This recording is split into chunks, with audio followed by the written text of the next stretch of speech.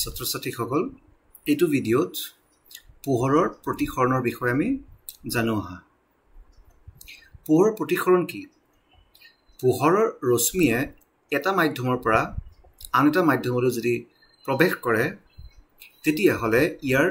বেগৰ পৰিৱৰ্তন হয় বা বেগ সলনি হয় আৰু লগতে ইয়াৰ দিশৰো পৰিৱৰ্তন হয় আৰু এইটো পৰিঘটনাক পোহৰৰ প্ৰতিসৰণ বোলা হয় এই চিত্ৰটোত তোমালোকে দেখা পাইছা যে এটা লক্ষ্য বস্তু যেনেকৈ মাছটো তাৰ পৰা পোহৰ গৈ আছে এটা মাছৰ পৰা পোহৰ এনে নাযায় মাছ যিহেতু এটা পোহৰ উৎস নহয় বাহিৰৰ পৰা সূৰ্যৰ পোহৰ বা বেলেগ এটা উৎসৰ পোহৰ যেতিয়া মাছটোত পৰে তাৰ পিছত তাৰ পৰা নিৰ্গমন হ'ব বা প্ৰতিফলন হ'বগে এই পোহৰটো গৈ আছে কাৰ্চিনেদি গম পোৱা গৈছে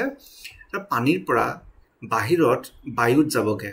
মানে পানীৰ পৰা যেতিয়া বায়ুত যাব তেতিয়া পোহৰৰ ৰশ্মিৰ বা পোহৰৰ বেগটো কি হ'ব পৰিৱৰ্তন হ'ব কিয়নো ইয়াতে মাধ্যমটো পৰিৱৰ্তন হৈছে আৰু এনেকুৱা যদি মাধ্যম পৰিৱৰ্তন হয় বা বেগ পৰিৱৰ্তন হয় তেতিয়া হলে পোহৰ বেকা হৈ যায় এই পোহৰৰ বেকা হোৱা যেটো পৰিঘটনা ইয়াকে আমি প্ৰতিসৰণ বুলি জানো পোহৰৰ প্ৰতিসৰণ প্ৰকৃত কাৰণ হ'ল পোহৰৰ বেগৰ পৰিৱৰ্তন আৰু হেহে ই স্বচ্ছ মাধ্যমৰ এটা নিৰ্দিষ্ট গভীৰতাত ভ্ৰমণ কৰিবলৈ প্ৰয়োজন হোৱা সময়ৰ ক্ষতিপূৰণ দিবলৈ নিজৰ দিশ সলনি কৰে এই বিষয়টোৰ বৰ ডিটেইলছত আমি যাব নোৱাৰিম অলপ কমপ্লেক্স হৈ যায়গৈ সেইবুলি আমি সাধাৰণ কথাটোতে সীমাবদ্ধ ৰাখিম স্বচ্ছ আৰু অৰ্ধ স্বচ্ছ মাধ্যমৰ প্ৰতিসৰণ হ'ব পাৰে মানে যিবোৰ একেবাৰে ভালদৰে স্বচ্ছ মাধ্যম নহয় সেটোৰ প্ৰতিসৰণ হ'ব পাৰে কিন্তু যিবোৰ অপেক বা যিবোৰ অস্বচ্ছ যেটো পোহৰ পাৰ কৰিব নোৱাৰে সেইবোৰত প্ৰতিসৰণৰ পৰিঘটনাটো আমি